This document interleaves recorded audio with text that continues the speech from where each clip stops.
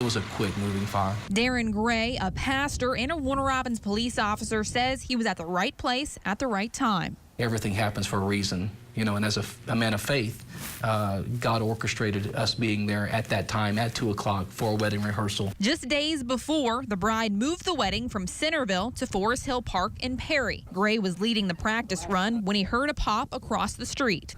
And a pop to me as an officer is gunfire, so it immediately caught my attention. And I looked to my right, which was north of the old church, and I saw smoke coming out of a house. He says his instincts as an officer kicked in. Of course, you catch yourself wanting to grab your radio, and that doesn't work when you're in your suit, from church. He carried out the oath he took for his church and for his badge. I kicked in the front door. I don't think she realized that it was someone there to help her, because she was yelling at me, "Get out of the house." Which was kind of funny, and I was yelling back at her, "No, you get out of your house." And she tells me that her mother, who was in her 80s, was bedridden in the back middle bedroom. And so, no questions asked. You just have to go in. And so I made my way back through the house, and by that time the smoke is filling the house, and I find an old lady there, and she's got her phone up to her face trying to call for help.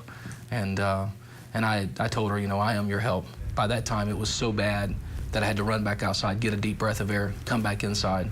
Gray went back in the house a third time to rescue an elderly man. He says it was the fastest moving fire he'd ever seen. The smoke is the first thing that hits you, just because the amount of smoke starts filling, and it goes from the top to the bottom. He says other members of the wedding party were ready to help too, but he felt as a police officer it was his duty to keep everyone safe. My kids, call me a hero.